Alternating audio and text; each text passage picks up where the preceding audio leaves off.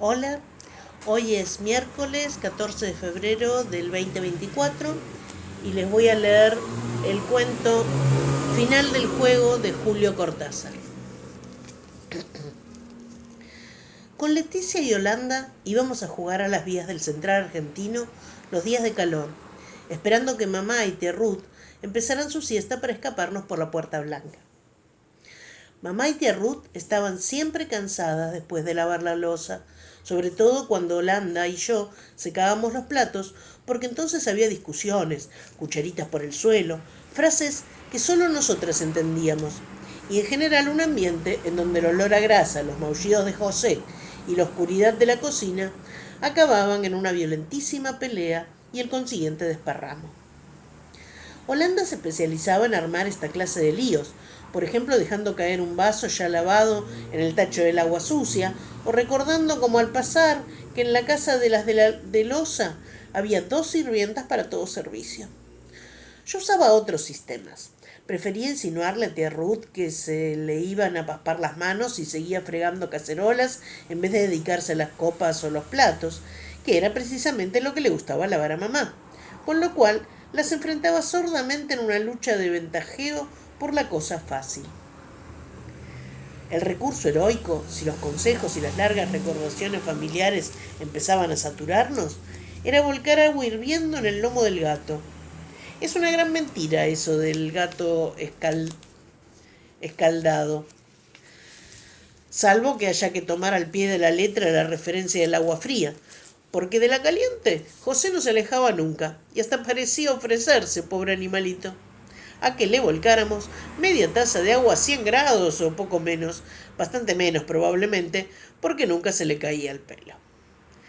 La cosa es que ardía Troya, y en la confusión coronada por el espléndido si bemol de tía Ruth y la carrera de mamá en busca del bastón de los castigos, Holanda y yo nos perdíamos en la galería cubierta hacia las piezas vacías del fondo, donde Leticia nos esperaba leyendo a Ponzón Duterrael, lectura inexplicable. Por lo regular mamá nos perseguía un buen trecho, pero las ganas de rompernos la cabeza se le pasaban con gran rapidez, y al final habíamos trancado la puerta y le pedíamos perdón con emocionantes partes teatrales, se cansaba y se iba repitiendo la misma frase. Acabarán en la calle estas malcriadas, malnacidas. Donde acabábamos era en las vías del central argentino, cuando la casa quedaba en silencio y veíamos al gato tenderse bajo el limonero para hacer también él su siesta perfumada y zumbante de avispas. Abríamos despacio la puerta blanca y al cerrarla otra vez era como un viento, una libertad que nos tomaba de las manos, de todo el cuerpo y nos lanzaba hacia adelante. Entonces corríamos buscando impulso para trepar de un envión al breve talud del ferrocarril y encaramadas sobre el mundo contemplábamos silenciosas nuestro reino. Nuestro reino era así. Una gran curva de las vías acababa su comba justo frente a los fondos de nuestra casa. No había más que el balasto, los durmientes y la doble vía, pasto ralo y estúpido entre los pedazos de adoquín donde la mica, el cuarzo y el feldespato, que son los componentes del granito, brillaban como diamantes legítimos contra el sol de las 2 de la tarde. Cuando nos agachábamos a tocar las vías, sin perder tiempo, porque hubiera sido peligroso quedarse mucho ahí, no tanto por los trenes como por los de la casa si nos llegaban a ver, nos subía a la cara el fuego de las piedras, y al pararnos contra el viento del río era un calor mojado pegándose a las mejillas y las orejas. Nos gustaba flexionar las piernas y bajar, subir, bajar otra vez, entrando en una y otra zona de calor, estudiándonos las caras para apreciar la transpiración, con lo cual al rato éramos una sopa. Y siempre calladas, mirando al fondo de las vías, o el río del otro lado, el pedacito de río color café con leche. Después de esta primera inspección del reino, bajábamos el talud y nos metíamos en la mala sombra de los sauces pegados a la tapia de nuestra casa, donde se abría la puerta blanca. Ahí estaba la capital del reino, la ciudad silvestre y la central de nuestro juego. La primera en iniciar el juego era Leticia, la más feliz de las tres y la más privilegiada.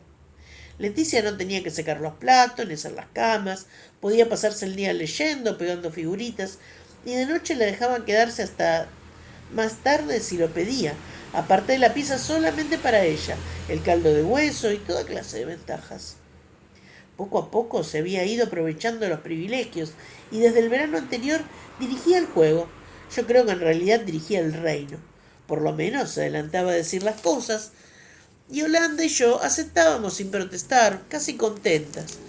Es probable que las largas conferencias de mamá sobre cómo debíamos portarnos con Leticia hubieran hecho su efecto, o simplemente que la queríamos bastante y no nos molestaba que fuese la jefa. Lástima que no tenía aspecto para jefa. Era la más baja de las tres y tan flaca. Holanda era flaca y yo nunca pesé más de 50 kilos, pero Leticia era la más flaca de las tres, y para peor una de esas flacuras que se ven de afuera, el pescuezo y las orejas. Tal vez el endurecimiento de la espalda la hacía parecer más flaca. Como casi no podía mover la cabeza a los lados, daba la impresión de una tabla de planchar parada, de esas forradas de género blanco, como había en casa de las de loza. Una tabla de planchar con la parte más ancha para arriba, parada contra la pared, y nos dirigía. La satisfacción más profunda era imaginarme que mamá o tía Ruth se enteraran un día del juego. Si llegaban a enterarse del juego, se iba a armar una merezunda terrible. El si bemol y los desmayos, las inmensas protestas de devoción y sacrificio malamente recompensados, el amontonamiento de invocaciones a los castigos más célebres, para rematar con el anuncio de nuestros destinos, que consistían en que las tres terminaríamos en la calle. Esto último siempre nos había dejado perplejas, porque terminar en la calle nos parecía bastante normal. Primero, Leticia nos sorteaba. Usábamos piedritas escondidas en la mano, contar hasta 21, cualquier sistema. Si usábamos el de contar hasta 21, imaginábamos 2 o 3 chicas más y las incluíamos en la cuenta para evitar trampas. Si una de ellas salía 21, la sacábamos del grupo y sorteábamos de nuevo, hasta que nos tocaba a una de nosotras. Entonces Holanda y yo levantábamos la piedra y abríamos la caja de los ornamentos. Suponiendo que Holanda hubiese ganado, Leticia y yo escogíamos los ornamentos. El juego marcaba 2 formas: estatuas y actitudes. Las actitudes no requerían ornamentos, pero sí mucha expresividad. Para la envidia, mostrar los dientes, crispar las manos y arreglárselas de modo de tener un aire amarillo. Para la caridad, el ideal era un rostro angélico con los ojos vueltos hacia el cielo, mientras las manos ofrecían algo: un trapo, una pelota, una rama de sauce, a un pobre huerfanito invisible. La vergüenza y el miedo eran fáciles de hacer. El rencor y los celos exigían estudios más detenidos. Los ornamentos se destinaban casi todos a las estatuas, donde reinaba una libertad absoluta. Para que una estatua le resultara, había que pensar bien cada detalle de la indumentaria. El juego marcaba que la elegida no podía tomar parte en la selección, las 2 restantes debatían el asunto y aplicaban luego los ornamentos. La elegida debía inventar su estatua aprovechando lo que le había puesto, y el juego era así mucho más complicado y excitante, porque a veces había alianzas contra y la víctima se veía ataviada con ornamentos que no le iban para nada. De su viveza dependía entonces que inventara una buena estatua. Por lo general, cuando el juego marcaba actitudes, la elegida salía bien parada, pero hubo veces en que las estatuas fueron fracasos horribles. Lo que cuento empezó vaya a saber cuándo, pero las cosas cambiaron el día que el primer papelito cayó del tren. Por supuesto que las actitudes y las estatuas no eran para nosotras mismas, porque nos hubiéramos cansado enseguida. El juego marcaba que la elegida debía colocarse al pie del talud, saliendo de la sombra de los sauces, y esperar el tren de las 2:08 que venía del Tigre. A esa altura de Palermo los trenes pasan bastante rápido y no nos daba vergüenza hacer la estatua o la actitud. Casi no veíamos a la gente de las ventanillas, pero con el tiempo llegamos a tener práctica y sabíamos que algunos pasajeros esperaban vernos. Un señor de pelo blanco y anteojos de carey sacaba la cabeza por la ventanilla y saludaba a la estatua o la actitud con un pañuelo. Los chicos que volvían del colegio, sentados en los estribos, gritaban cosas al pasar, pero algunos se quedaban serios mirándonos. En realidad, la estatua de la actitud no veía nada por el esfuerzo de mantenerse inmóvil, pero las otras dos, bajo los sauces, analizaban con gran detalle el buen éxito o indiferencia producidos. Fue un martes, cuando cayó el papelito al pasar el segundo coche. Cayó muy cerca de Holanda, que ese día era la maledicencia, y rebotó hasta mí. Era un papelito muy doblado y sujeto a una tuerca. Con letra de varón y bastante mala, decía: muy lindas las estatuas. Viajo en la tercera ventanilla del segundo coche. Ariel B. Nos pareció un poco seco, con todo ese trabajo de atarle la tuerca y tirarlo, pero nos encantó. Sorteamos para ver quién se lo quedaría y me lo gané. Al otro día, ninguna quería jugar para poder ver cómo era Ariel B. Pero temimos que interpretara mal nuestra interrupción, de manera que sorteamos y ganó Leticia. Nos alegramos mucho con Holanda, porque Leticia era muy buena como estatua. Pobre criatura. La parálisis no se notaba cuando estando quieta, y ella era capaz de gestos de una enorme nobleza. Como actitudes elegía siempre la generosidad, la piedad, el sacrificio y el renunciamiento. Como estatuas, buscaba el estilo de la Venus de la sala, que la tía Ruth llamaba la Venus del Nilo.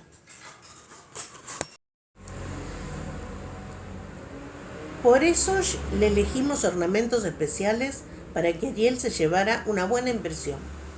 Le pusimos un pedazo de terciopelo verde a manera de túnica y una corona de sauce en el pelo. Como andábamos de manga corta, el efecto griego era grande. Leticia se ensayó un rato a la sombra y decidimos que nosotras nos asomaríamos también y saludaríamos a Ariel con discreción pero muy amables. Leticia estuvo magnífica. No se le movía ni un dedo cuando llegó el tren. Como no podía girar la cabeza, la echaba para atrás, juntando los brazos al cuerpo, casi como si le faltaran. Aparte, el verde de la túnica era como mirar la Venus del Nilo. En la tercera ventanilla vimos a un muchacho de rulos rubios y ojos claros que nos hizo una gran sonrisa al descubrir que Holanda y yo lo saludábamos. El tren se lo llevó en un segundo, pero eran las 4:30 y todavía discutíamos si vestía de oscuro, si llevaba corbata roja y si era odioso o simpático. El jueves yo hice la actitud del desaliento y recibimos otro papelito que decía: las tres me gustan mucho, Ariel. Ahora él sacaba la cabeza y un brazo por la ventanilla y nos saludaba riendo. Le calculamos 18 años, seguras de que no tenía más de 16. Y convinimos en que volvía diariamente de algún colegio inglés. Lo más seguro de todo era el colegio inglés. No podíamos aceptar un incorporado cualquiera. Se veía que Ariel era muy bien. Pasó que Holanda tuvo la suerte increíble de ganar 3 días seguidos. Superándose, hizo las actitudes del desengaño y el latrocinio y una estatua dificilísima de bailarina sosteniéndose en un pie desde que el tren entró en la curva. Al otro día gané yo, y después de nuevo, cuando estaba haciendo la actitud del horror, recibí casi en la nariz un papelito de Ariel que al principio no entendimos. La más linda es la más haragana. Leticia fue la última en darse cuenta. La vimos que se ponía colorada y se iba a un lado, y Holanda y yo nos miramos con un poco de rabia. Lo primero que se nos ocurrió sentenciar fue que Ariel era un idiota, pero no podíamos decirle eso a Leticia, pobre ángel, con su sensibilidad y la cruz que llevaba encima. Ella no dijo nada, pero pareció entender que el papelito era suyo y se lo guardó. Ese día volvimos bastante calladas a casa, y por la noche no jugamos juntos. En la mesa Leticia estuvo muy alegre, le brillaban los ojos, y mamá miró 1 o 2 veces a tía Ruth como poniéndola de testigo de su propia alegría. En aquellos días estaban ensayando un nuevo tratamiento fortificante para Leticia, y por lo visto era una maravilla lo bien que le sentaba. Antes de dormirnos, Holanda y yo hablamos del asunto. No nos molestaba el papelito de Ariel. Desde un tren andando, las cosas se ven como se ven, pero nos parecía que Leticia se estaba aprovechando demasiado de su ventaja sobre nosotras. Sabía que no le íbamos a decir nada y que en una casa donde hay alguien con algún defecto físico y mucho orgullo, todos juegan a ignorarlo, empezando por el enfermo, o más bien se hacen los que no saben que el otro sabe. Pero tampoco había que exagerar, y la forma en que Leticia se había portado en la mesa o su manera de guardarse el papelito era demasiado. Esa noche yo volví a soñar mis pesadillas con trenes. Anduve de madrugada por enormes playas ferroviarias cubiertas de vías llenas de empalmes, viendo a distancia las luces rojas de locomotoras que venían.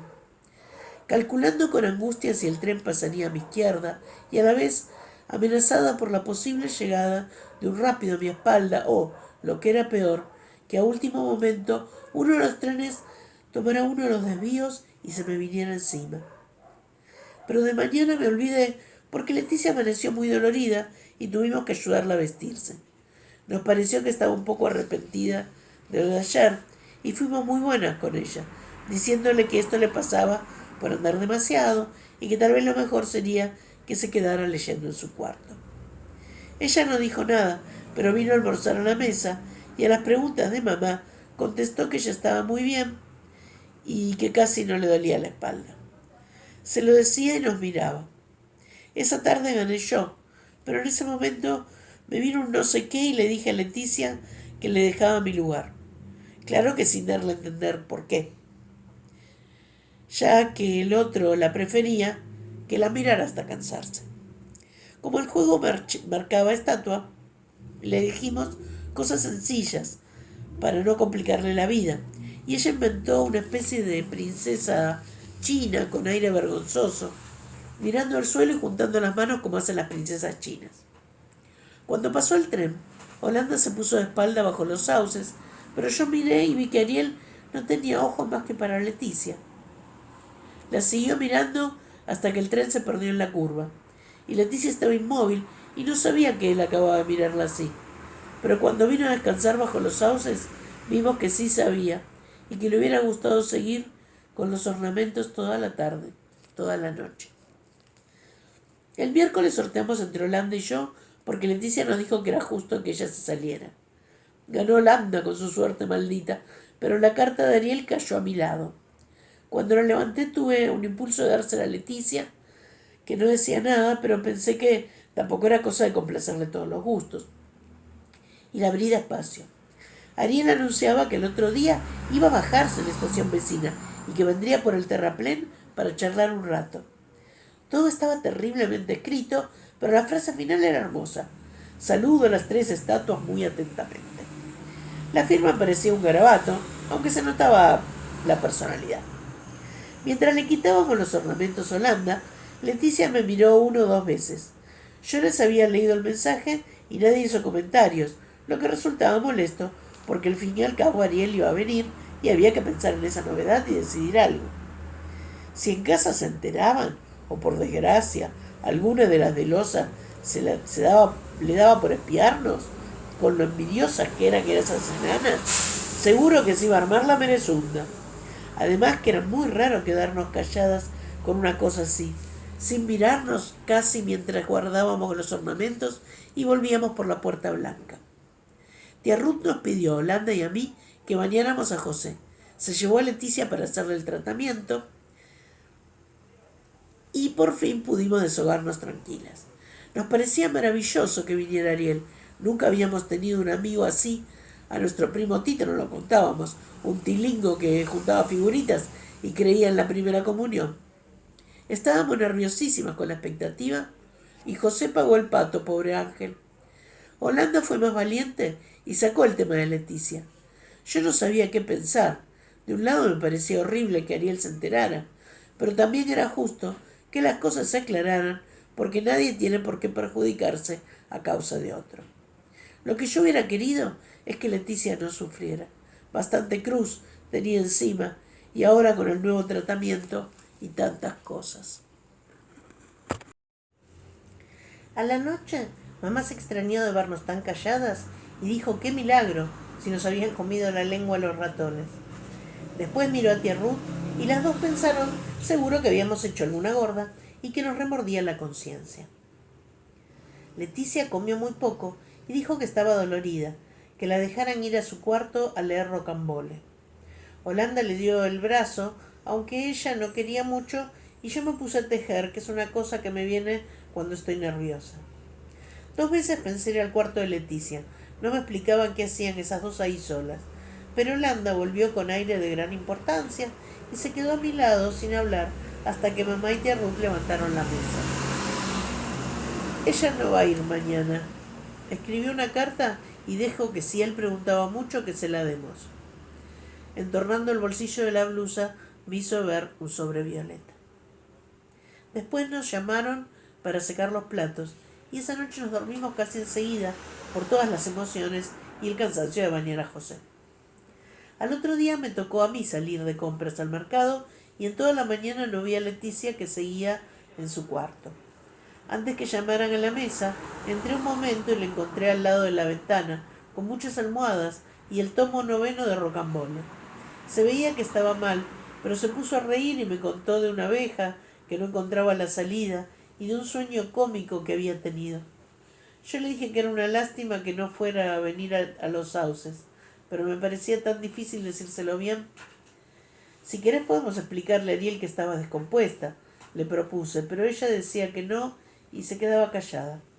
Yo insistí un poco en que viniera y al final me animé y le dije que no tuviese miedo, poniéndole como ejemplo que el verdadero cariño no conoce barreras y otras ideas preciosas que habíamos aprendido en El tesoro de la juventud. Pero era cada vez más difícil decirle nada porque ella miraba a la ventana y parecía como si fuera a ponerse a llorar. Al final me fui diciendo que mamá me precisaba. El almuerzo duró días y Holanda se ganó un sopapo de la tía Ruth por salpicar el mantel con tuco. Ni me acuerdo de cómo secamos los platos. De repente estábamos en los sauces y las dos nos abrazábamos llenas de felicidad y nada celosas una de otra. Holanda me explicó todo lo que teníamos que decir sobre nuestros estudios para que Ariel se llevara una buena impresión, porque los de secundario desprecian a las chicas que no han hecho más que la primaria y solamente estudian corte y repujado el aceite. Cuando pasó el tren de las 2:08, Ariel sacó los brazos con entusiasmo y con nuestros pañuelos estampados le hicimos señas de bienvenida. Unos 20 minutos después lo vimos llegar por el terraplén y era más alto de lo que pensábamos y todo de gris. Bien no me acuerdo de lo que hablamos al principio. Él era bastante tímido a pesar de haber venido y los papelitos y hacía cosas muy pensadas. Casi enseguida nos elogió mucho las estatuas y las actitudes y preguntó cómo nos llamábamos y por qué faltaba la tercera. Holanda explicó que Leticia no había podido venir y él dijo que era una lástima y que Leticia le parecía un nombre precioso. Después nos contó cosas del industrial, que por desgracia no era un colegio inglés, y quiso saber si le mostraríamos los ornamentos. Holanda levantó la piedra, y le hicimos ver las cosas. A él parecían interesarle mucho y varias veces tomó algunos de los ornamentos y dijo: «Este lo llevaba a Leticia un día», o «Este fue para la estatua oriental», con lo que quería decir la princesa china. Nos sentamos en la sombra de un sauce y él estaba contento pero distraído. Se veía que solo se quedaba de bien educado. Holanda me miró 2 o 3 veces cuando la conversación decaía y eso nos hizo mucho mal a las dos. Nos dio deseos de irnos o que Ariel no hubiese venido nunca. Él preguntó otra vez si Leticia estaba enferma y Holanda me miró y yo creí que iba a decirle, pero en cambio contestó que Leticia no había podido venir. Con una ramita Ariel dibujaba cuerpos geométricos en la tierra y de cuando en cuando miraba la puerta blanca y nosotras sabíamos lo que estaba pensando. Por eso Holanda hizo bien en sacar el sobre violeta y alcanzárselo. Y él se quedó sorprendido con el sobre en la mano. Después se puso muy colorado mientras le explicábamos que eso se lo mandaba a Leticia y se guardó la carta en el bolsillo de adentro del saco sin querer leerla delante de nosotros. Casi enseguida dijo que habían tenido un gran placer y que estaba encantada de haber venido, pero su mano era blanda y antipática, de modo que fue mejor que la visita se acabara, aunque más tarde no hicimos más que pensar en sus ojos grises y en esa manera triste que tenía de sonreír. También nos acordamos de cómo se había despedido diciendo hasta siempre, una forma que nunca habíamos oído en casa y que nos pareció tan divina y poética. Todo se lo contamos a Leticia, que nos estaba esperando debajo del limonero del patio, y yo hubiese querido preguntarle qué decía su carta, pero me dio no sé qué, porque ella había cerrado el sobre antes de confiarse en Holanda. Así que no le dije nada y solamente le contamos cómo era Ariel y cuántas veces había preguntado por ella. Esto no era nada fácil de decírselo, porque era una cosa linda y mala a la vez. Nos dábamos cuenta que Leticia se sentía muy feliz y al mismo tiempo estaba casi llorando, hasta que nos fuimos diciendo que tía Ruth nos precisaba y la dejamos mirando las avispas del limonero. Cuando íbamos a dormirnos esa noche, Holanda me dijo, vas a ver que desde mañana se acaba el juego. Pero se equivocaba, aunque no por mucho, y al otro día Leticia nos hizo la seña convenida en el momento del postre. Nos fuimos a lavar la loza bastante asombradas y con un poco de rabia, porque eso era una desvergüenza de Leticia y no estaba bien. Ella nos esperaba en la puerta y casi nos morimos de miedo cuando al llegar a los sauces vimos que sacaba del bolsillo el collar de perlas de mamá y todos los anillos, hasta el grande con rubí de tía Ruth. Si las de loza espiaban y nos veían con alhajas, seguro que mamá iba a saberlo enseguida y que nos mataría. Eran unas asquerosas. Pero Leticia no estaba asustada y dijo que si algo sucedía, ella era la única responsable. Quisiera que me dejaran hoy a mí, agregó sin mirarnos. Nosotras sacamos enseguida los ornamentos. De golpe queríamos ser tan buenas con Leticia, darle todos los gustos, y eso que en el fondo nos quedaba un poco de encono. Como el juego marcaba estatua, le elegimos cosas preciosas que iban bien con las alhajas, muchas plumas de pavo real para sujetar al pelo, una piel que de lejos parecía un zorro plateado y un velo rosa que ella se puso como un turbante. La vimos que pensaba, ensayando la estatua pero sin moverse, y cuando el tren apareció en la curva, fue a ponerse al pie del talud con todas las alhajas que brillaban al sol. Levantó los brazos como si en vez de una estatua fuera a ser una actitud, y con las manos señaló al cielo, mientras echaba la cabeza hacia atrás, que era lo único que podía hacer pobre, y doblaba el cuerpo hasta darnos miedo. Nos pareció maravillosa, la estatua más regia que había hecho nunca. Y entonces vimos a Ariel que la miraba, salido de la ventanilla, la miraba solamente a ella, girando la cabeza y mirándola sin vernos a nosotras hasta que el tren se lo llevó de golpe. No sé por qué las dos corrimos al mismo tiempo a sostener a Leticia, que estaba con los ojos cerrados y grandes lagrimones por toda la cara. Nos rechazó sin enojo, pero le ayudamos a esconder las alhajas en el bolsillo y se fue sola a casa mientras guardábamos por última vez los ornamentos en su caja. Casi sabíamos lo que iba a suceder, pero lo mismo al otro día fuimos las dos a los sauces, después que tía Ruth nos exigió silencio absoluto para no molestar a Leticia, que estaba dolorida y quería dormir. Cuando llegó el tren, vimos sin ninguna sorpresa la tercera ventanilla vacía, y mientras nos sonreíamos, entre aliviadas y furiosas, imaginamos a Ariel viajando del otro lado del coche, quieto en su asiento, mirando hacia el río con sus ojos grises. Fin del cuento.